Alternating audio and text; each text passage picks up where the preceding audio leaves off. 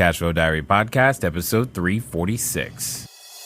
Welcome to yet another exciting episode of the CashFlow Diary Podcast, the podcast that teaches you insider tips, tactics, and strategies for creating leverage streams of cash flow into your life. Learn from top-performing entrepreneurs, business owners, investors, and thought leaders from across the globe as they share their secrets to success. Like what you learn on this and other CashFlow Diary podcast episodes? Go to learninvestingnow.com and sign up to receive powerful tips and information that will help you succeed as an entrepreneur and investor. Now, here's your host, investor, entrepreneur, business owner, educator, speaker, author, and master facilitator of Robert Kiyosaki's cash flow game, Jay Massey.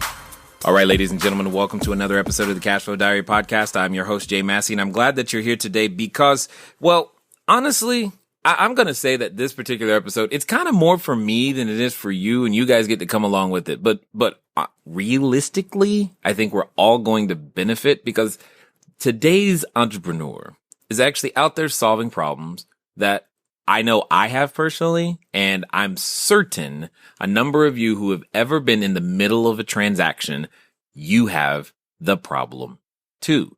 So although I'm thinking about like my business right now in this particular episode, I'm guessing it's going to help your business tremendously as well. You're like, what on earth are you talking about, Jay? Well, have you ever thought about what it takes to actually close a deal? I think about it all the time. In fact, I schedule closings around my travel. For example, we can do just about everything virtually, except certain documents get really, really difficult if I leave the country. Why? Because we have things like notaries involved. Yes, other countries have different options, but what we need is a step up in technology. We need a step up in thinking, and we have an entrepreneur who is out there stepping it up to help us be able to close more deals with less friction. That's how I like to look at it. He is the CEO of Snapdocs, and I am talking about none other than Aaron King. Now, what's interesting to think about is that he's been involved in real estate for a number of years.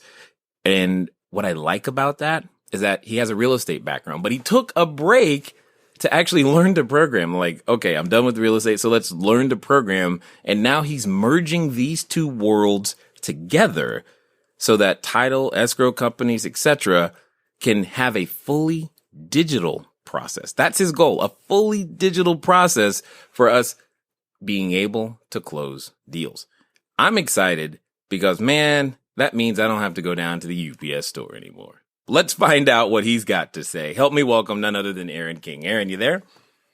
I'm here, Jay. Thanks for having me on your show. Yeah. I'm glad you're here. I'm almost like, I almost don't want to take you away from making this happen because it's like I get these, my staff, they'll send me over the email and they're like, okay, it's another notary. I'm like, great. I got to stop everything I'm doing, go all the way over there, sign the docs, come back. And I mean, yeah, I know it's first world problems, but it's still a problem. Yeah.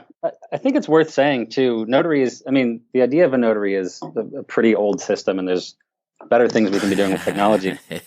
But a lot of these notaries are really important to the process. And if you get the right one, they're going to make everything go smoothly and, ensure that this transaction that has so much work behind it is actually going to get closed properly. Indeed. Now, this being your first time on the show, I have a question for you that I've got to ask because I ask everybody. So are you ready? I'm ready. All right. So I tend to look at today's entrepreneurs a lot like yesterday's superheroes. So, I don't know of a superhero that actually did any writing per se, but we had, Superman and Clark Kent. They have alter egos, etc. But you got Spider-Man and Batman and Wonder Woman. You got all of these superheroes. And I think entrepreneurs and superheroes have a ton of things in common. Chief among them in this case is that, as an entrepreneur, we go out there, we develop in products and services to solve people's problems. And I think that's what superheroes do. They use their unique abilities to solve other people's problems. However, before the superhero was a superhero, he or she just was usually a normal person. So what we want to know is before the Aaron King that's before us today and actually removing our pain points with Snapdocs, etc., What we want to know is, well, who is Aaron King? Sure. Yeah. So in terms of my path to starting Snapdocs, starting pretty early on, I had some pretty good mentors in my life. I think my mom started a sort of plant servicing business when I was probably 5 or 6. So I got to see that from a super young age. Whoa. Hold on. You said mentors and then you said mom. Are you saying your mom is one of your mentors? Yeah, absolutely. No, well, that doesn't happen a lot. That's why I was just asking. I was like, I had good mentors, and then you said my mom. I was like, oh, okay, cool. This is good. All right. Yeah, I'd go back. She's probably the earliest mentor, and probably true for a lot of people out there if you drill down far enough. But so she started the business. I had other people in my life running businesses. I started working from a really young age, which I think is really beneficial to entrepreneurs to kind of see different organizations and see how they're run. And I think a lot of people will look at management and look at how a company is run and think to themselves, I could probably do this, or I could probably even do this a little bit better or differently. And so a lot of my early ideas about running companies and what I was kind of planning to do with my life throughout my teenage years and then after high school all sort of added up to knowing that I was going to be sort of running companies for the rest of my life. So there was a CEO program in your high school? Not exactly. No, it was like after high school, working every day. I mean, I worked all kinds of jobs growing up. I worked in an ice cream shop. I worked in an auto shop. I worked as a waiter. I worked in offices. When I was a senior in high school, I started working for a mortgage company, answering phones and doing data entry and these types of things. But I think a big part of my education and sort of confidence in starting companies came from this early exposure to seeing how companies are run and sort of being able to see the internal mechanics and sort of even people's personalities and how that affected their ability to do their jobs. But it just, you develop sort of a view that these things are possible. Got it. So it was the ability to see that it wasn't a foreign concept to actually just start something from your own head. Is that what you're saying? Yeah, exactly. Start it and run it. Even some of these companies that I was working for throughout my teenage years had 200 to 300 people in them. And even with those larger companies, understanding how they're run and seeing that it's not that far away. It's not that impossible. Got it. Totally understood. Well, that brings up something interesting, though. I know for a lot of would-be entrepreneurs, especially at the beginning, it seems like that, it does seem far away. It seems like it's going to be this long journey before I have, quote unquote, my business up and running. Or why do you think it isn't? I think a lot of that is mental. And I think a lot of the way people imagine starting a business involves a lot of capital and a lot of people and, the journey of a thousand miles kind of thing. And it seems overwhelming, but the truth is you can prove out a lot of these things. If you have a thesis or you think you can do something well or bring some value to the world, there's a lot of ways of testing the water and doing this without a ton of risk or without a ton of, negative consequence. And so I think, to those people that feel like it's overwhelming or that it's too much, I'd say figure out a smaller piece you can break off and sort of try and experiment with. A lot of big companies, and even this company is a perfect example of that, started, kind of learning to code and coding for a few hours after work every day until I had sort of proven that the world wanted this thing. And so it's not like I needed to go out and get a bunch of investors and, convince a bunch of people to work with me. And maybe some businesses do require that, but I'd say there's always somewhere easier you can start and sort of, get familiar with the process and start to build something from small beginnings. Now, there's something in this whole thing that I just want to bring out because you just, all right. Did you have any sort of electronics or engineering background that you're like, how do you even get to the point of going, because I've thought about making an app and I'm like, I've thought about trying, electronics. And then I was like, coding. I'm like, you know what? Nah, I'll hire somebody to code. You go, no, I'll just learn it. How on earth do you make that jump?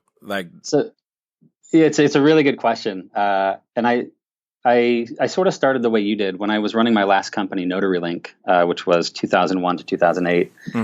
I did hire contract developers to come in and build software for us for sort of internal use. Okay. But through that process, I sort of learned a little bit of how to be a product manager and how to not fully manage engineers, but work with them and collaborate with them.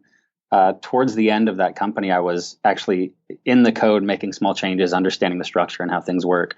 So I sort of learned a little bit about it a while ago and saw the potential of what was possible. You could write a small program or make some small changes and it could impact thousands of transactions or thousands of people's sort of daily work. And then when I started coding for Snapdocs, I really wanted to get good at it. So I started with a kind of base understanding. I knew what was possible, and I just knew, I really believe sort of everything in the world is turning into software. And I think people that build technical skills and have technical understandings are going to just have a leg up in the world to come, if not, obviously today. And so I wanted to get technical and I wanted to learn to program. But I was self-taught. There's lots of tutorials online. Right. Programming is one of these things that, if you're somewhat autodidactic or really curious and you're okay with struggling, which is a big part of learning how to program is just like fighting through the hard parts. It's something you can learn. And it's worth saying I never got good at it. I was never a great programmer, but I was good enough to get, the basic foundation in place and to get something up and running to where, then people could join me and start doing it right. Right. They're like, let us take over from here. Okay. There's plenty of mistakes that had to be fixed afterwards. But I mean, it's just what it takes to get something off the ground. It doesn't need to be perfect, but it needs to be something. Love that. I love that completely. Now, there's something that you just brought up that I know somebody like cringed in their car or on the treadmill while they were listening.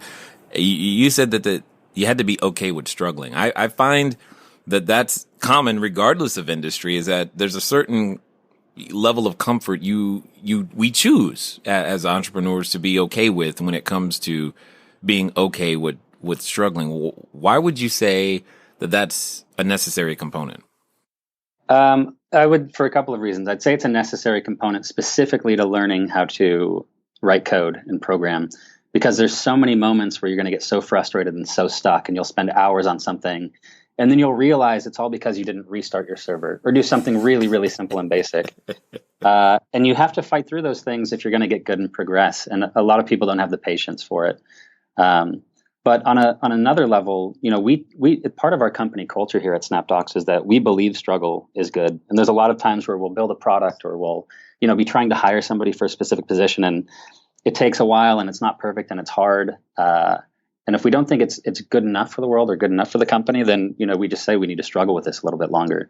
And it's not comfortable and it's not fun, but that's how you end up with good product. Yeah, exactly. Now, through this journey, so take us, because you mentioned, and because this is a very eclectic grouping of occupation, how do we go from ice cream to auto repair shop? Waiter, I'm just saying they're not exactly related. So there's a thought process. Something happened. I'm looking for that moment, where what I like to call that superhero moment where you go, I have something unique here that I could share with people, and let's do that. What was that journey? Yeah. I think it comes from, and I don't know if I got this from, the people around me or if it's just innate, but I never saw work as something necessary and unfun.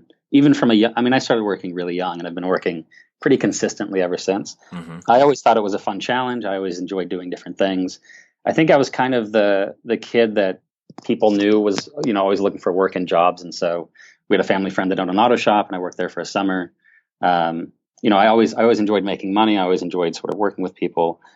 And I think all these different various experiences kind of added up to me when I was 21, wanting to make some money, and sort of, I just moved back to San Francisco, and I was trying to decide what to do next. And I was like, oh, well, I'll start a company. I understand the mechanics of how this works. I think I could, pick this specific part of the market and do really well with it. And, it was just the accumulation of sort of the experience that I had, and the mortgage industry experience specifically, because the last company I ran was also in the mortgage industry. It was an accumulation of those things. I wouldn't say it was a light bulb that went off. It was just like a slow progression of like, oh yeah, obviously I'm going to start a company at some time. Might as well be now. Okay. All right. So let's work with that, because a lot of people have asked themselves, okay, now what? What do I do next? And, they come to the realization that another job isn't what they want. But you go, I'll start a company. While that's unique enough in and of itself, how did you get to this company? How did you get to this idea, this concept, and go, this is the one that we can, solve. This is what we can do to go out there and bring some good to the world. That's a really good question. And honestly, I didn't know that I was going to be going back into real estate and mortgage. I left the industry for several years, and I worked in technical roles and just worked in other industries. And I was, as I was getting more technical and learning to program, I started just doing research in mortgage to figure out, what has changed in the past 6 years or so. What kind of innovation has there been? Everything and nothing, Right. And it was interesting to see that a lot of mortgage closings and mortgage processing was being done the same way that it always had been done, even though very fundamental concepts of technology had sort of changed every other major industry that I'm exposed to. And so it was an opportunity. I just thought there was a great chance to build really good technology and build a great company. And that didn't come right away either. I really started programming Snapdocs and building it. And it was sort of months in after building it where I was like, oh, actually, this is the thing that could be the company. Whereas prior to that, I was just building it for the sake of learning and for the sake of building something.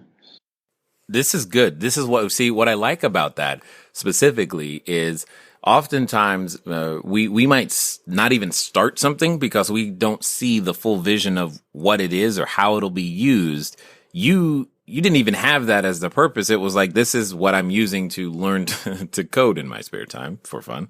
And it came to you. It's a process that I like to say, go as far as you can see. And when you get there, then you will see further. So what was inefficient, or I'm assuming you saw inefficiencies in the mortgage closing or processing process that said, hey, this, what I'm doing could solve this? I think the first really big insight was that, I was building this software as a SaaS product. Instead of using it to run my own company like I had done before, I was now building software that any company could use to make their own loan closings better. And there's value in the aggregation of data across many companies. So think about Yelp or Uber or any of these big companies that uses user reviews and data across many different transactions to evaluate and be sort of the system of record for whether or not a restaurant is good or, you should be working with a specific person. And so that was the first big light bulb is, oh, wow, if a whole bunch of companies are using this, it's actually better for every single company using it. And the bigger it gets, the better it is for everybody. And I think that is one of the fundamentals of a really good technology business, is something that gets better as it gets bigger. Got it. Yeah. Okay. That makes sense. Now, I guess the question though is, it seems to some, it could seem like very, very narrow, very, very, it's like, are there, the natural question is, are there really that many people? Is there really that much business? Can I really sustain myself on this idea, etc.? How did you come to understand the size or capacity for being able to actually, fund something like this and actually have enough customers to make it work? What's really interesting is that I hope that in this particular story, you're picking up the fact that success is not a straight line. In fact, there could be things that you've done 10, 20, 15, I don't know, yesterday ago, where it'll be another 10, 15, 20 years before you really even understand why you're doing it, let alone how it's going to lead you to where you ultimately want to go. But the key ingredient is making sure that you are still open. That's right, open in your mind to change directions if need be. It's one of the most important skills of an entrepreneur is being able to change directions and taking what is thrown at you and, well, as they say, taking lemons and making lemonade. If you want some insight on how to do that, take your lemons and make it lemonade. If you've ever asked yourself or said, you know what, I wish I had more money, more credit, more knowledge, more time, and then I could get my business started, and you want to understand, well, how I did it, feel free to pick up a copy of my book at CashFlowDiary.com/free book. Again, that's CashFlowDiary.com/free book. Name and email go in the box, and what we'll do is we'll send you a PDF copy. And for those of you who like the audio stuff, feel free to do the exact same thing at cashflowdiary.com/free book. Put in your name and email address, and we'll send you an offer for the audiobook at half price. Anyway, let's get back to this very interesting new product that I know you want to take advantage of. Let's go find out more. That's a really good question, and I think it's something that companies should really evaluate kind of early on, at least if they're planning on dedicating the next 10 to 20 years of their life, which is sort of how I think about this company. But I mean, it's mortgage. It's sort of a pillar of the economy. There's plenty of money in the industry as a whole, which is kind of a very generic and not detailed way of looking at it. But as you drill down, you can say, okay, there's about call it roughly 1 million mortgage transactions every month. Every single one of those requires a loan closing. Every single one of those requires a notary. So if I can make a few dollars off every transaction to start out with, that's enough to get a company up and off the ground. And if we can build features and tools that handle more of this process for our clients, then the sky's sort of the limit. It's not unreasonable to think that technology providers could make $100 per transaction or $200 per transaction. And when you're talking about the total addressable market that way, it becomes pretty attractive. Okay. Now, and so that we're clear, because you threw out a number there and somebody got, they probably fell off their chair. You said 1 million loan transactions a month. Is that US? That's US national, yeah. Okay, got it. And it's a rough estimate, but it's sure. Somewhere in that ballpark. Yeah, well, I'm sure it's still a larger number than what someone might have been thinking. Either way, because in the back of their head, they're like, "Is this really that big of a deal?" And the answer is, yeah, it is that big of a deal. And that's really what I was trying to get at. It's like, yeah, this is a big deal. So then for those that may not have necessarily closed a transaction yet, and they may not understand the value proposition at this particular moment, what would you describe from your viewpoint, what is the normal way it's currently done, and what's the way it should be done, with Snapdocs? Yeah, this is a fun question. So anybody familiar with mortgage knows that it's a really complicated process, right? You're not just dealing with a bank. There's a lot of people involved in the transaction, from title and escrow to appraisers, inspectors, processors. There's probably easily 10 to 15 people involved in a mortgage transaction. And there are some technology platforms for specific parts of the transaction, but there's nothing that really ties the whole thing together. Right. And this is why a lot of consumers get really frustrated. If you ask them, hey, I heard you refinanced or bought a home recently, how was your experience? They'll express some frustration, and often specifically around the loan closing, because they feel out of the loop. They feel like multiple people are asking them for the same information. They feel like things are delayed and they don't know why. And so, a big part of the future of mortgage is getting these systems to talk to each other, or stringing together these different components so that they can all communicate more efficiently.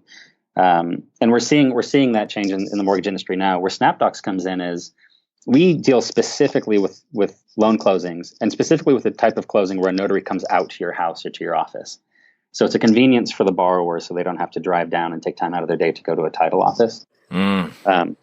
And what our platform does is it allows, we target specifically title and escrow companies, our clients, or these companies that manage loan closings, and their purpose in the transaction is just to manage the loan closing. And we plug in and we help those people find somebody that has a background check, that has experience, that has great reviews, and make sure they get out to the closing so that the borrower has a good experience. But our technology also ties into these other software platforms to let everybody know what's going on, so the loan officer can be updated and know the closing's happening, and everything's sort of running on track, or so the title and escrow company can know what's going on. So it just to summarize it, a lot of transactions today are still being done in a very non-technology way. The decisions aren't driven by data. They're not driven by API integrations that are just making things happen sort of across the industry. And what Snapdocs is doing, what the future of mortgage looks like, is all of these things are connected technologically, and everybody's kept in the loop, and there's a lot more transparency that's going on to the companies involved, but also to the consumer. Yeah. And I mean, it's a process that feels like hurry up and wait, and like, oh, now I go. And yeah. I can only I'm trying to relate the frustration that this process can be to people who may not have been there before, just to understand why. I mean, while it sounds like it's just signing documents, how bad could it be? But you don't I'm just trying to help them understand. You know what I'm saying? Yeah, and it's important to emphasize that. I mean, a lot of people buying a home is the biggest financial transaction they have. It's incredibly emotional and stressful and meaningful in their lives, and to couple that with a negative experience, while getting their mortgages, it's just not a good pairing. So the better you can make that experience and the better you can facilitate this like very important real world transaction, the better off everybody's going to be. So let me ask you the question that I know that I want answered, and I know the answer I want, but I'm sure you'll be realistic. So, when can we get to this process of fully digital? Like, come on, man. I'm just asking, hey, let's make that happen. Yeah, it's coming. If I had to guess, if I had to put money on it, I'd say maybe 3 years from now, the average consumer will be able to have a fully digital mortgage. There's a few reasons this is delayed, and there's a few reasons it's really complicated now. And it has to do with, the economic downturn and a lot of technology companies and a lot of sort of advancements in mortgage being slowed and stalled in many cases. It has to do a lot with regulation. It has to do with the way these loans are bundled and sold, after the mortgage company completes a transaction. So where you are seeing progress now on fully digital mortgages are places like local credit unions that are hanging on to their paper and not reselling the loan afterwards. So they don't have all of these kind of concerns and requirements. And so they're able to accept e-signatures and e-notes and e-notarizations.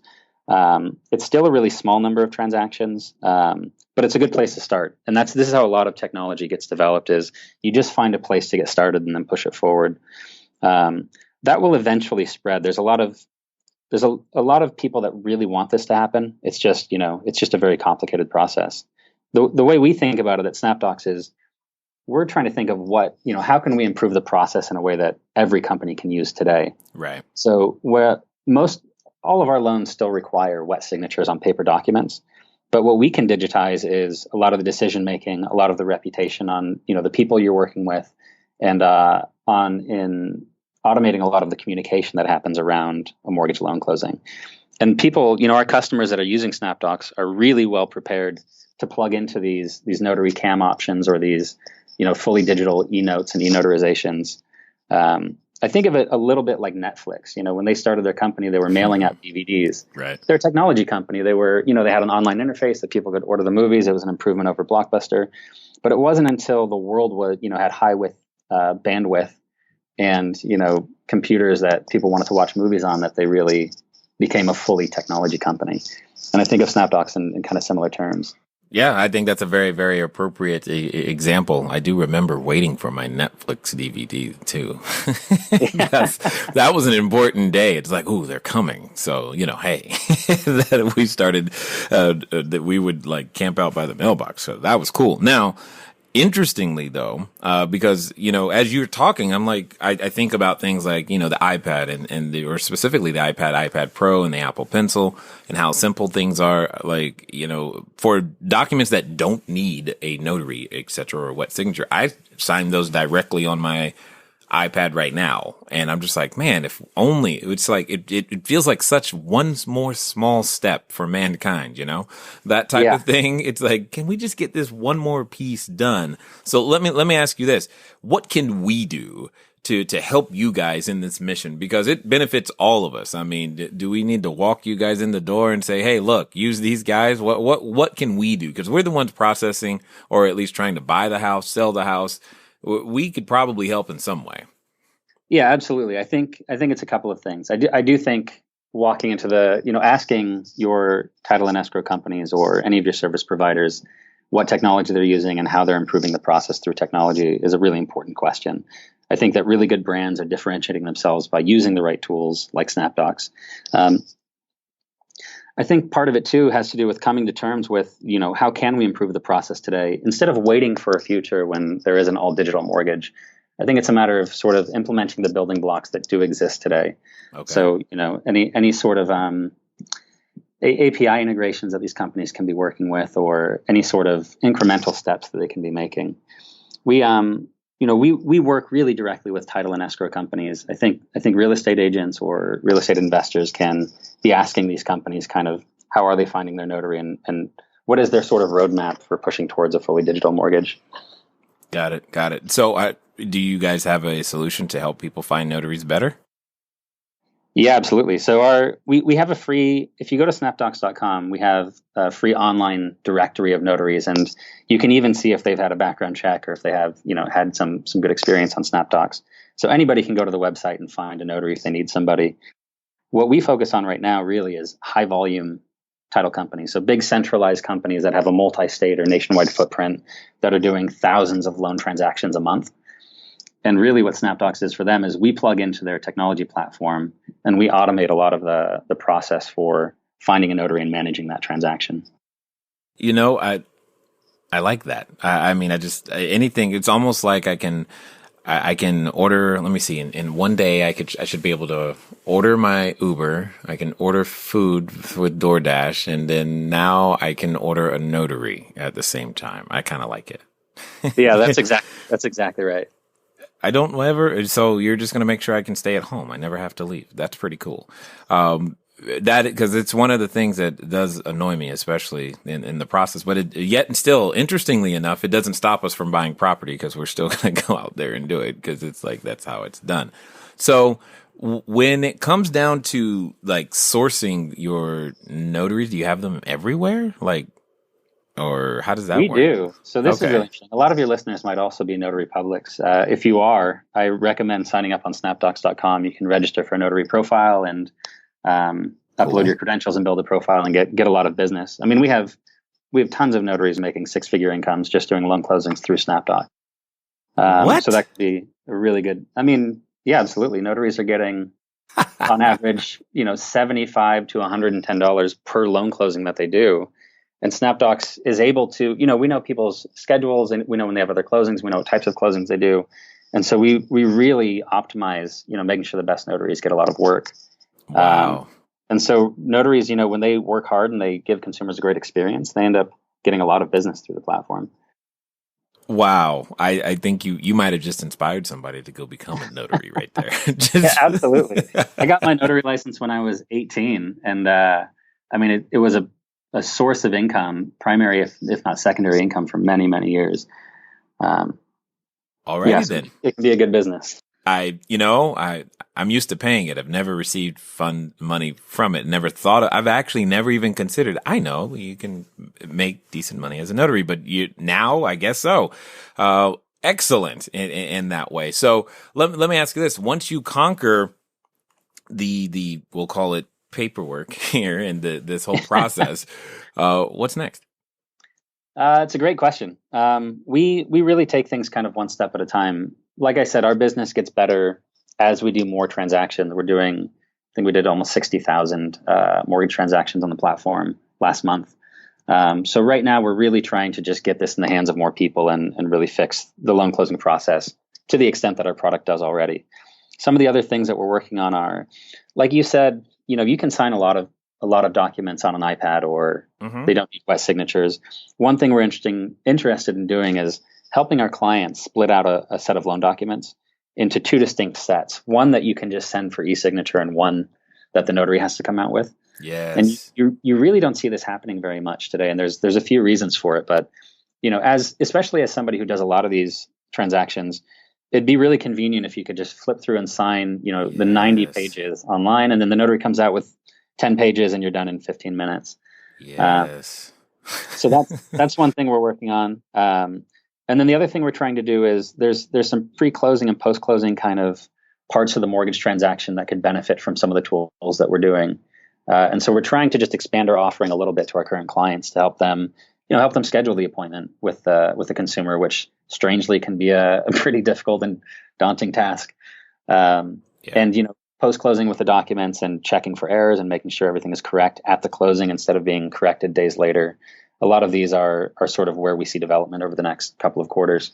Got it. Now, you've mentioned consumer a number of times. Will this also work for commercial transactions? I'm crossing my fingers right now. They do, yeah. So we're pretty agnostic to the Yes. type of loan transactions on the platform, and so people are using Snapdocs for every type of really any sort of loan transaction that requires a notary. People are using Snapdocs for. Got it. But it's still going to be strictly U.S. based. Yes. Yeah, we don't have any. We've never even talked seriously about expanding beyond the U.S. We have plenty of work to do with this market before we do. No doubt, no doubt. But hey, I gotta ask. Now, so for those that have listened this far and are probably genuinely interested in figuring out what you guys are up to and finding out more, what's going to be the best next step for them? Best thing is to go to snapdocs.com. If you're at a title or escrow company, if you're a notary, or if you're interested in being a notary, there's information for sort of all the different people that can benefit from Snapdocs. So go there and peruse and get in touch if you have any questions at all. But that's probably the next best place to start. Excellent. All right. So as we wind up here, I've got a question for you, and it'll be interesting to hear from your varied background to where you finally landed. Just your answer. So because like I know, you've run into these individuals, I'm sure, that there's a number of people listening, etc., or just in your circles who say things like, oh, that'd be cool one day if only I could. But maybe now they're beginning to go, you know what? They're standing in front of the superhero outfit store and going, I'm going to do this thing. I'm going to be an entrepreneur. I'm going to be like Aaron. Yes, I'm going to make it happen. However, in the back of their mind, they have that voice, and it's a voice I know that you have dealt with more than once, but you've got a process for dealing with it, and you've managed to overcome and continue to push forward. My question to you though is let's pretend that person who thinks they're ready for this, this challenge of being an entrepreneur, building their cash flow, etc. What would you say to them if you knew that they would actually follow through within the next 24 to 48 hours on what you told them to do? Oh man, I'd have a lot of advice for them. I'd say you don't have to bet the farm. You don't have to quit your job to start a company. There's a lot of work you can do in the meantime to sort of vet your ideas and your theories, and make sure something actually has wheels before you take a huge risk on it. I see a lot of people, quitting their jobs and starting a company, and sometimes startups or sometimes companies in general can take months or even years to really get off the ground. And you don't necessarily need to, take a big financial hit to do that. That's probably the number one piece of advice I'd have is make sure something's working, or make sure you have some pretty good theories vetted before you take too big of a risk. Yeah, theories vetted, spoken like a veteran. It's like there's a story behind that one, at least one. So I can hear it completely. I definitely, though, want to say thanks for taking the time to invest your knowledge, your wisdom, your insight here with us at the Cashflow Diary. And please keep doing this, because you will have a friend in me. That's what I've got to say for sure, Aaron, for sure. All right. Thank you, Jay. All right, ladies and gentlemen, you know what time it is. It's time for you to move at the speed of instruction. What does that mean? That means go over to snapdocs.com. That means if you're in the middle of a transaction, why not just give your title person a call and say, hey, have you heard of this? Because you're tired of the process and you'd like it to improve. And for those of you looking to get started, just make sure that your idea has some wheels. It's been fun talking to you guys today. I look forward to talking to you soon. Until next time.